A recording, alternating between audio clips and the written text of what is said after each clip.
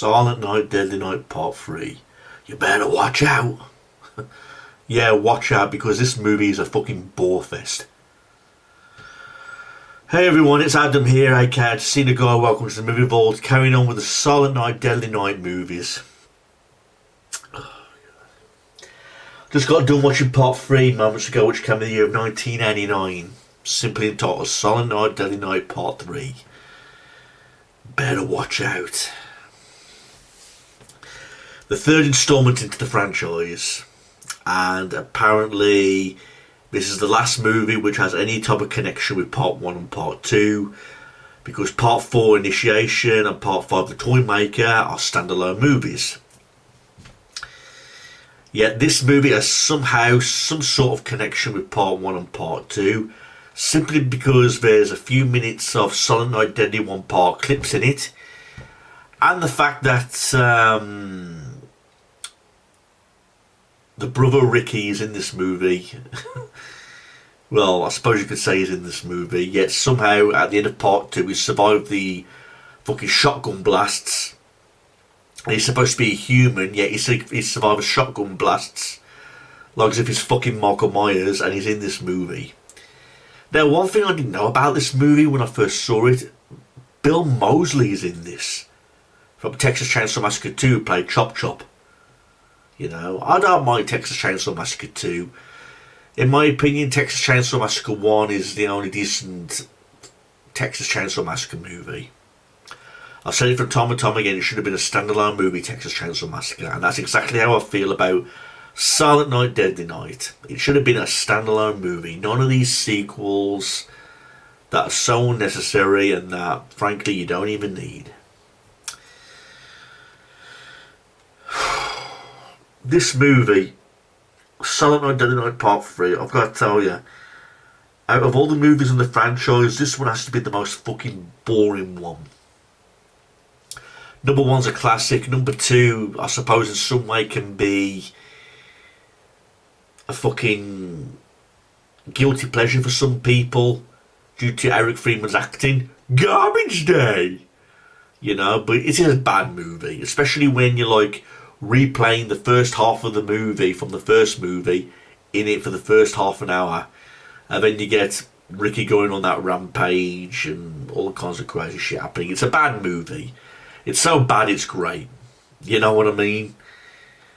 I, for one, would rather have Eric Freeman reprise his role in Silent Night, Deadly Night Part 3 than Bill Moseley.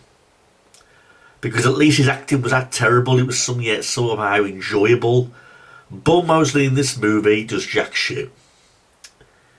It seems like every actor in this fucking movie took a fucking downer when they played their roles in this movie, because the scenes in this movie where they talk slow like this, move slow like this, the padding and the pacing of this movie is so fucking slow.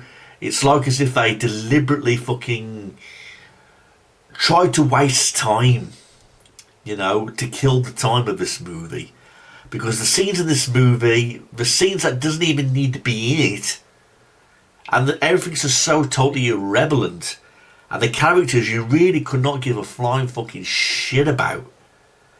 Bill Moseley, for example, he's back in this movie as Ricky. He's in a psychiatric hospital. He's got a fucking dome on his head. A dome that looks like a toy that's see-through and you can see his brain.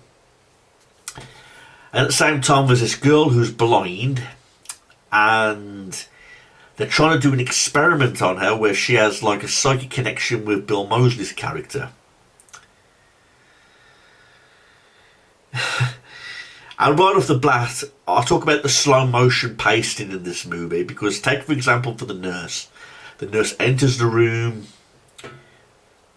turns on the music. I'm talking slow like this is what happened in the movie. She enters the room, turns on the music, sits down, looks like this, gets up, turns the music off, sits back down, carries on with the experiment. And the reason why I talk slow pace just saying is because that's exactly what happens in this fucking movie. Slow paced in a fucking bore fest. Characters that you don't give a fucking shit about, because the blind girl ends up being a total bitch in this movie. Because when she goes to leave the hospital, it's like a car trip with her brother and her brother's girlfriend going to see grandma. And at the same time, Bill Moseley's character leaves the hospital and he wants to go to this grandmother's house. And again, for most of the middle of the movie, it's this car ride. You know, with the girl, the blind girl, her brother and her brother's girlfriend. And the blind girl is like a fucking total bitch towards this girl. Like, where'd you meet her? First date? So she's not a likeable character. You know, you don't feel sorry for her when the killers are going after her. You don't feel any type of remorse for her or liking towards her. There's just like nothing to like about this fucking character.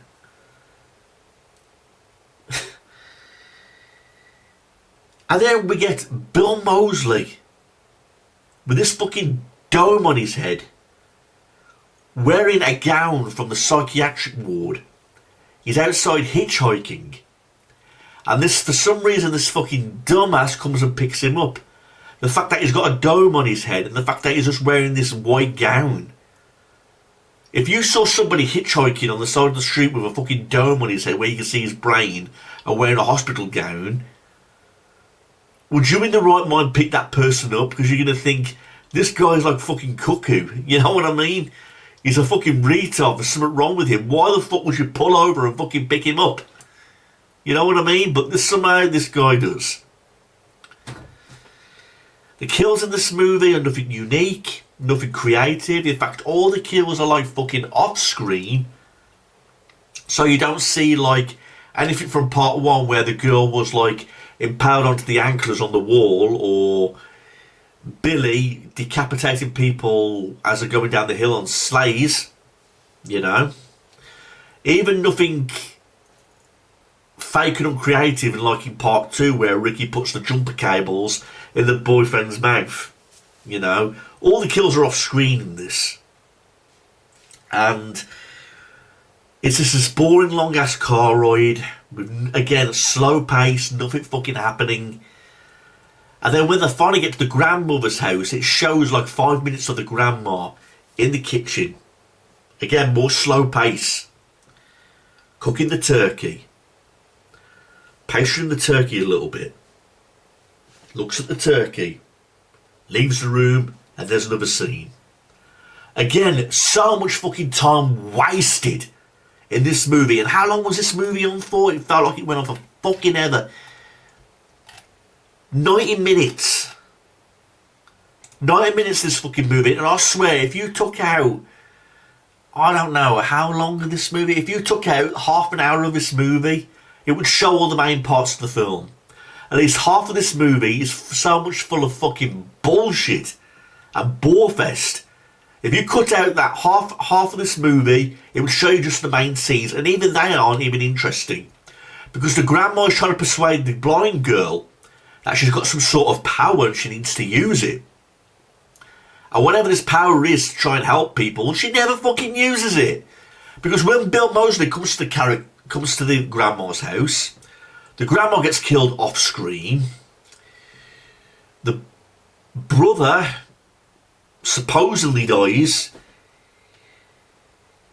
And again, she has the opportunity to use this power to defeat Bill Moseley, but does she fucking do it? No, because Bill Moseley comes to his demise, I guess, by falling on top of her body, and she's holding something in her hand, and then he gets impaled. In my opinion, the guy did not die of being impaled by this sharp object. In my opinion, Bill Moseley fucking died of boredom.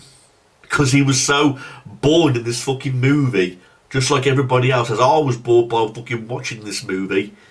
He fucking gets impaled and he supposedly dies.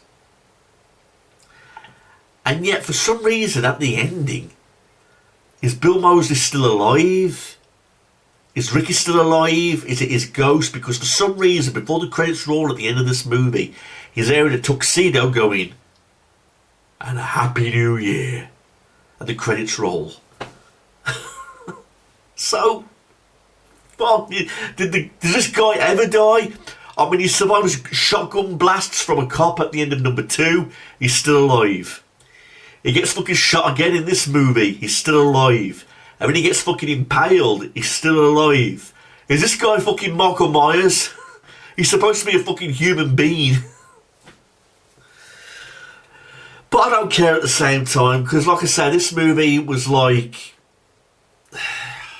Not only was it a bore fest, but it was so uninteresting. It was a time waster.